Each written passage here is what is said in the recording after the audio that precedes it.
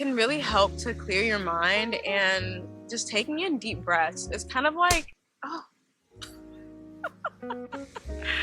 yo, are you kidding me? That just hit me in my head and scared me.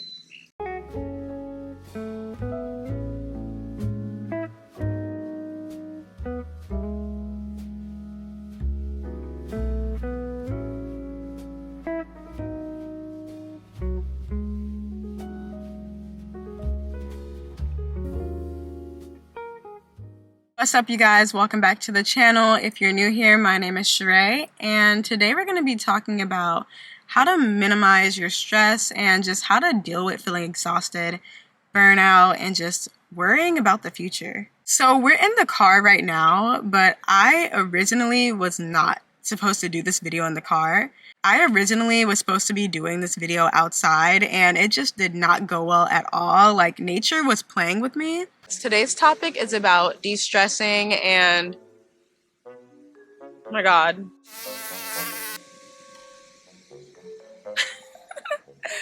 These birds are kind of aggressive. One of them was following me, and every time I would push record, it would just start chirping and it wouldn't stop. Oh my god, is it back? This bird is with me, I'm telling you. If you see my eyes, oh my god. If that bird on me, I'm gonna lose my mind. Bro. I swear to god, this bird's positioning to on me. Okay, it left. This little cute yellow, like, I'm gonna call it Tweety Bird. Tweety Bird act like it wanted to sit on me. Why is everything going wrong? I think that was a duck.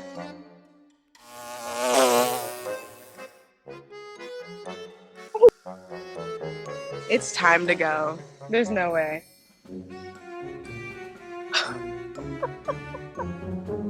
So I just decided to do the video in the car because that was stressful. I wanted to film at one of the spots I go to when I feel like I need a break or I just want fresh air.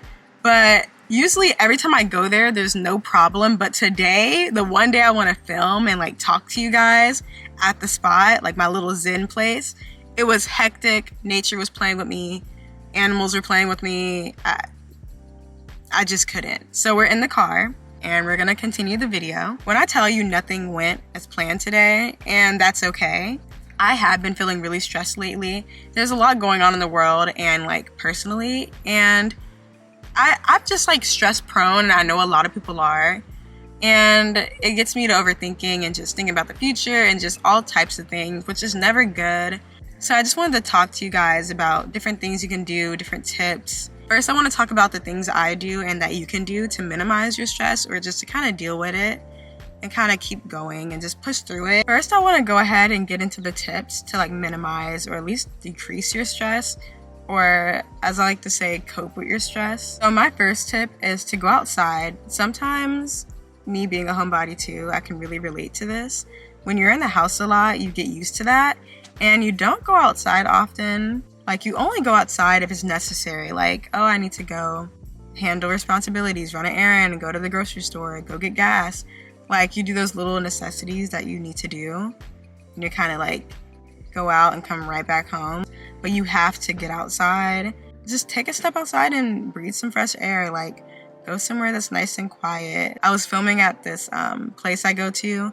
That's kind of like my zen place. And it's just a place I go to just chill out when I'm super stressed, or if I have the free time and I notice I haven't gotten out a lot. It's just really nice. My second tip kind of goes with the first one, and that's getting away from like electronics. If you're watching TV or you're on your phone excessively, even your iPad, just kind of stepping away from electronics.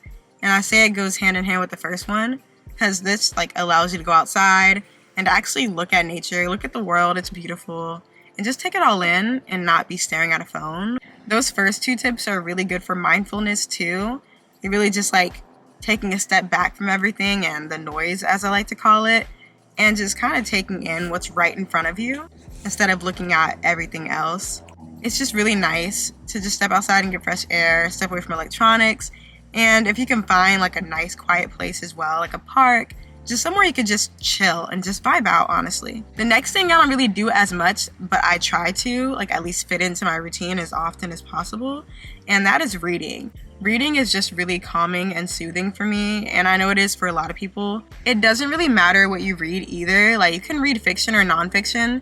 The whole point is reading can really help you take your mind off certain things, especially if you're overthinking. If you can fit it into your schedule, definitely do that, because every time I read, I just feel good. I don't know. It just allows me to focus on something else. Like I said, fiction or nonfiction doesn't really matter, just as long as you're like focusing on something else. Like, you're taking your mind off of whatever you're overthinking or stressing about. There is one thing that I feel like I have more time for and that I can kind of like multitask and do, and that is listening to music, like depending on what genre I'm listening to or what my mood is. But music is a great way to like just de-stress and to chill out. Whether I'm listening to something like instrumental that's super calming, soothing, like reading would be, or if I need like a pick-me-up or I need like a boost of positive energy, I'm listening to something loud and just like fun. Music is probably one of the biggest things I do to kind of de-stress. Music is something I can multitask and always have on no matter what I'm doing. Another way I love to de-stress is to walk.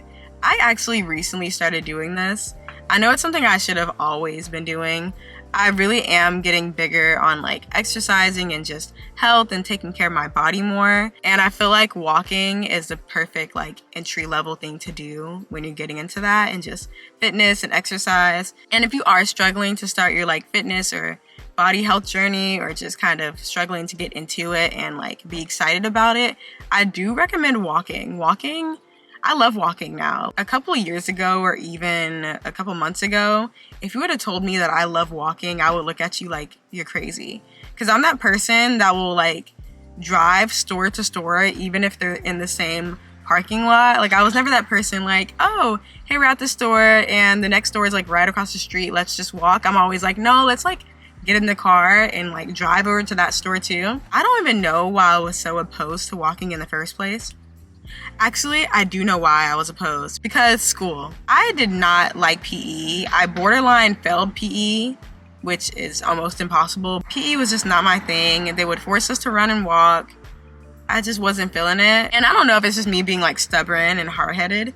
Now that I made the decision to walk, I love walking. So I'm like, did I really ever not like or dislike walking? Or the fact that someone was telling me to do it? I don't know. But I love walking now, and it's just great. It helps me to clear my mind.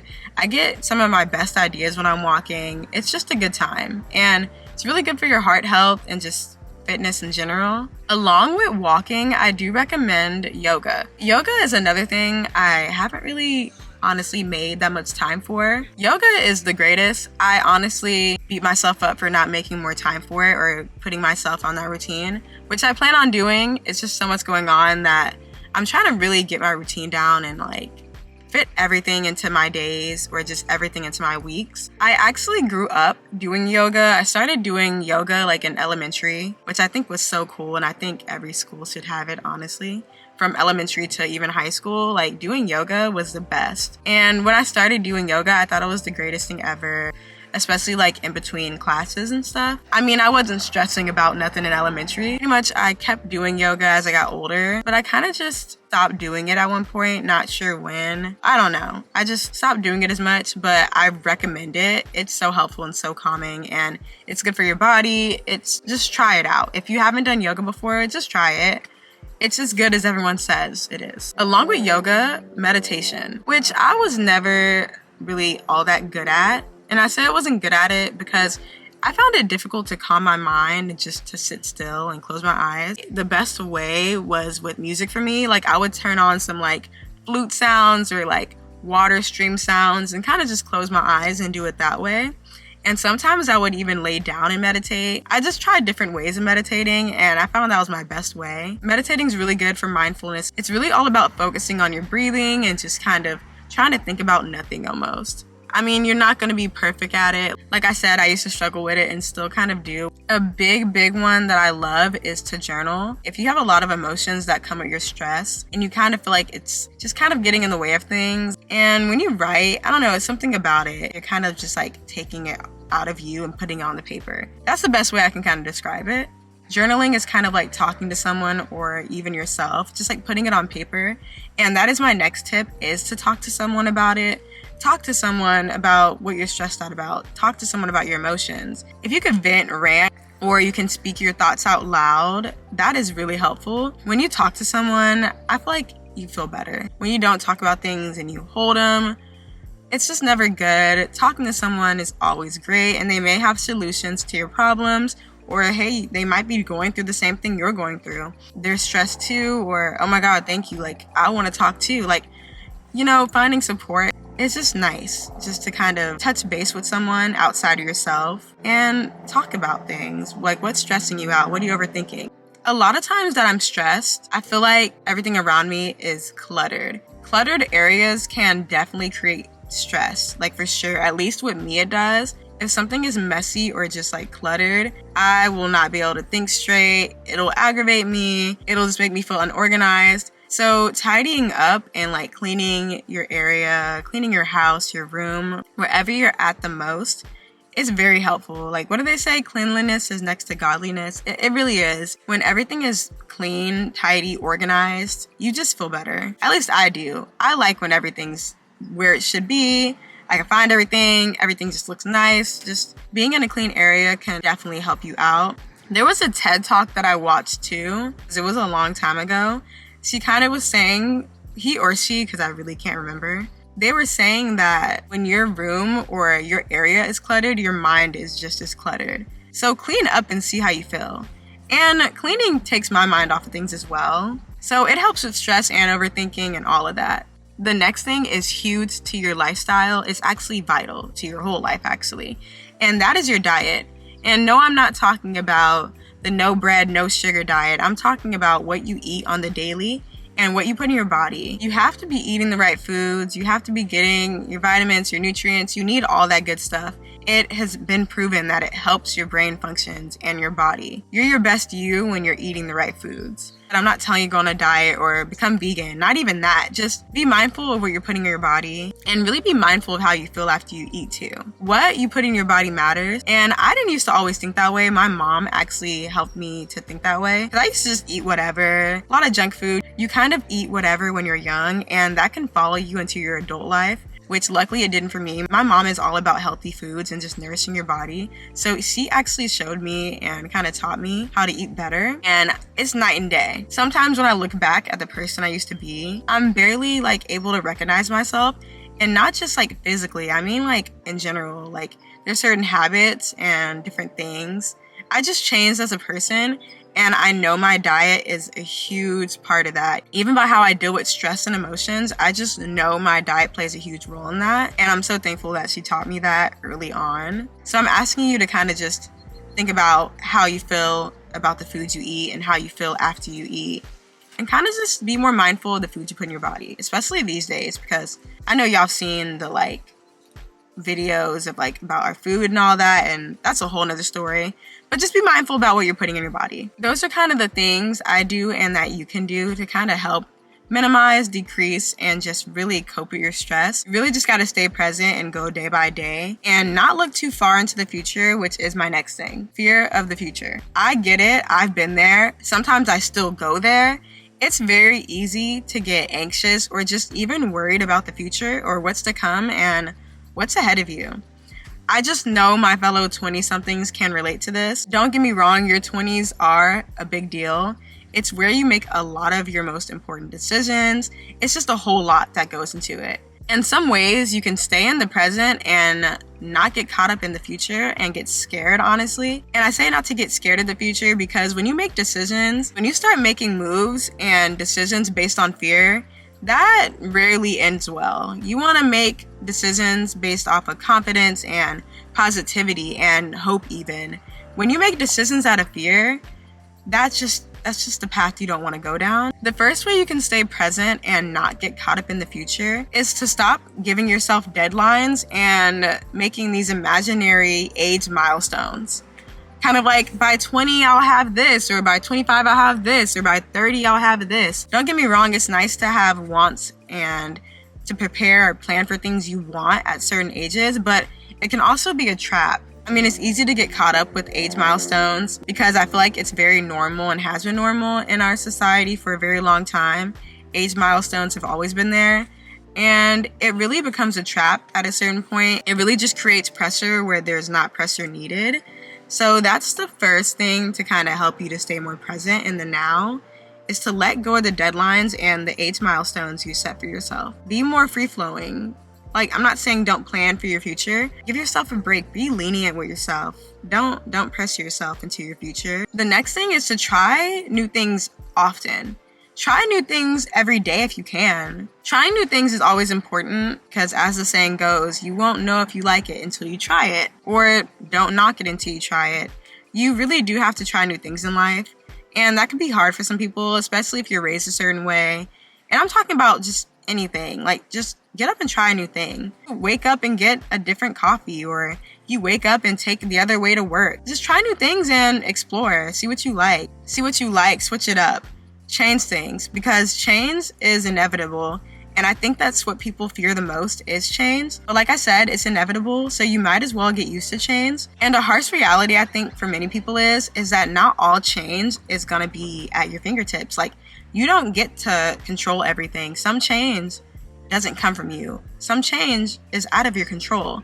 So when you kind of find things you can control or can change or try new, it's a nice way to kind of get yourself ready for upcoming changes, or get yourself used to adapting or trying new things, because eventually in life you're going to be hit with change. Whether that's in your personal life, your career, or just in the world. We experience change all the time in the world. Trying new things is a nice way to adapt yourself to change and to become accustomed to it, and to kind of fall in love with change too. Another way to not get caught up in fearing the future is to trust the process.